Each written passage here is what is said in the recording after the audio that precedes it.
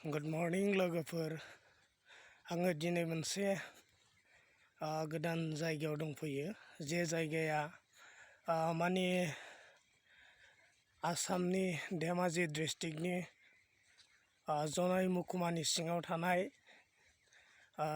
बियो मेसाखि होननाय जायगा आरो बे मेसाखियाव जोङो ओरै लाइमेकुरि बैकुन्ठपुरनिफ्राय जोङो ओरैहाय खोलाजों सिङाव फैनांगौ जायो 8-9 किल'मिटार। ओमफ्राय बे जायगाया माने मोनसे बेबायदिनो ओरैबो ब्रह्मपुत्र ओरैबो लालि दै बिनि गेजेराव थानाय मोनसे जायगा। ओमफ्राय बे जायगाया मोनसे भट केन्द्र बेयाव जायो, भट केन्द्र दङ माने आरो बेयावहाय एसामिसफोर, मिसिंफोर, बर'फोर, राजबंसि बेबायदिनो गोबां मानसिफोर बेयाव थायो। ओमफ्राय बेयावहाय माने बुंनो थाङोब्ला मोनसे बिराद क्लिन जायगा, बैग्रि बिफांफोर बेयाव गोबां जायो। बेयाव प्लास्टिकफोर मोनसेबो नुनो मोना, एकदम बिराद क्लिन। नाय लोगोफोर, बेयाव नों जेरैबो नोंसोर नाहर, बेयाव जेबो प्लास्टिकफोर बा माबाफोर बेयाव नुनो मोननाय नङा। बिराद मोजां मोनसे सान्थि जायगा आरो बियो, सान्थि जायगा। दा बिनि माखासे इन्ट्रेस्टिं खोथाफोरखौ आं नोंसिनो एसे बुंनानै होनो थाखाय फोरमायदों। बेयाव आं सफैनो हानाया जाहैबाय, बेयाव जोंनि माखासे बिदा फंबाय न'खरफोर दङ। दा जों बिसोरखौनो भिजिट खालामनो फैदों। ओमफ्राय आं सानबाय बेयावदि मोनसे बेबायदि जायगाया मोनसे बियो स्पेसियेल, एकदम माखासे मिथिनो गोनांफोर दं बे जायगानि सोमोन्दै। आं ओंखायनो मोनसे गुसुं मोनसे भिडिअ बानायनानै बेखौबो बे जायगानिफ्राय मिथिहोनो आङो सानदों।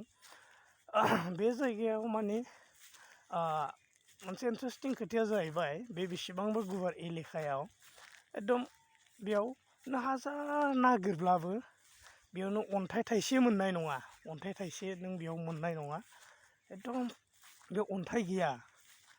ओमफ्राय अन्थाइ गैया जेब्ला बेयाव नों मेगन मेसेबनानै खदाल जावबाय था अब्लाबो नों अन्थाइ थाइसेबो नों गाफ्लांनायबो नङा, जावफ्लांनायबो नङा। दा आरो माने बेयाव नोङो फुरा नेचारेल, नोङो बेयाव जेब्ला फैगोन अब्ला नोङो माने नों बेयाव लामा, फिसनि लामा नों थाबायनो मोननाय नङा। नोङो कंक्रिटनि खालबाहार नों नुनो मोननाय नङा। बेबायदिनो आरो बेयाव फुरा नेचारेल, हाग्रानि हा, हानि मोदोमनि हा बेबायदि। आरो इन्ट्रेस्टिं खोथाया जाहैबाय बेयो बिराद क्लिन। माने बेयाव प्लास्टिकआ बिराद खम, प्लास्टिक बाहाया बेयाव। प्लास्टिक माने नोङो बेबायदि एसेबां दुब्लिफोर नोङो नुगोन, नोङो न'फोर नुगोन, मोनसेबो प्लास्टिक दाखोरफोर नोङो नुनाय नङा आरो ना। प्लास्टिक दाखोर नों नुनाय नङा। एकदम बिराद साफा बेबायदि मोनसे जायगा। ओमफ्राय बैग्रि बिफांफोरजों एकदम बुंफबनाय, जेरैबो नायबाबो नों बैग्रि बिफांल' नुगोन आरो बे जायगायाव। मोनसे खोथाया जाहैबाय, बेयावहाय माने मानसिफ्रा गोदो बिराद दङमोन, नाथाय माखासे बेबायदिनो जेब्ला आं समखौ बावबाय, मोनसे समाव माने चाइनानि जेब्ला दैबाना बिदि फैदोंमोन, बे समाव गोबां मानसिफोरा गिनानै माने हरनि समावनो फिसा नावफोरजों जेब्ला 7-8 किल'मिटार बिसोर थांदों, बे समाव दंफां थुख्राफोर फैनानै नावआव सौग्रावनानै गोबां मानसिफोर थैदों। बिराद जुजिनानै थानो गोनां जायो। दा बेनिखायनो खारलांबाय। आरो मोनसे प्रब्लेमा जाहैबाय, बेयाव जेब्ला एलपिफोरनिफ्राय गथ'फ्रा बारग'यो, माने बेयाव स्कुलनि गोबां प्रब्लेम, स्कुलफोर गैया। बेनिखायनो आरो दै बारनानै 6-7 किल'मिटार हान्थिनो हायोब्लाबो बिसोरो हस्टेल दोनहैनो गोनां जायो। ओमफ्राय बेनिखायनो बेफोरनि प्रब्लेमनि थाखायबो दा खारलांबाय मानसिफोरा। आरो मोनसे खोथाया जाहैबाय, बे जायगाखौ बिसोरो माने मोनसे थाखा फैसा खामायनानै, मावनानै दांनानै खामायनानै बुथुमनानै गुबुनाव हा बायनानै थाहैनायनि मोनसे माने प्लेटफर्म बायदि बिसोरो बेखौ बाहायबाय। ओमफ्राय दा थाखा फैसा जानाय मानसिफोरा बिसोर दा खारलांनानै गुबुनाव सेटेलमेन्ट जाहैबाय बेबायदि। ओमफ्राय बे जायगायाव जोङो कारेन्ट जों नुनो मोना, कारेन्ट गैया। अब्लाबो माने सरकारा बेयाव घरे बेबायदि गिदिर सलारफोर होनानै बिसोरो माने दा बिसोर दङ।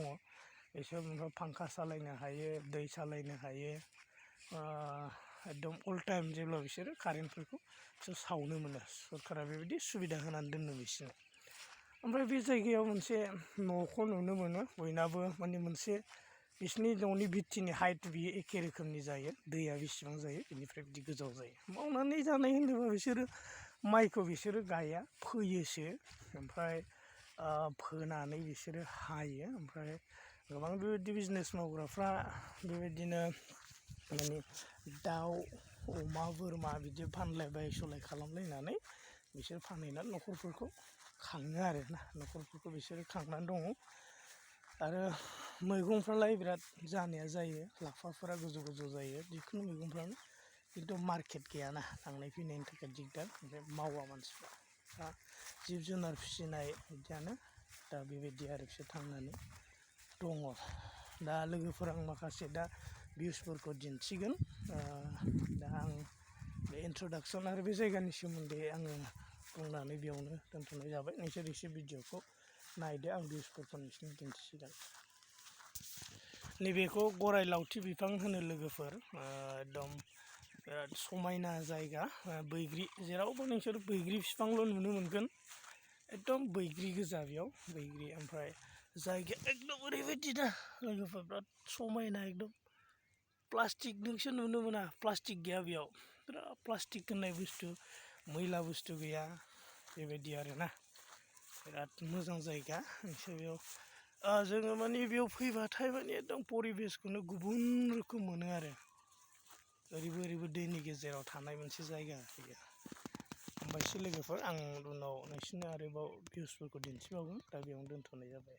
गुड मर्निं, गोजोन्थों, हामबायसै।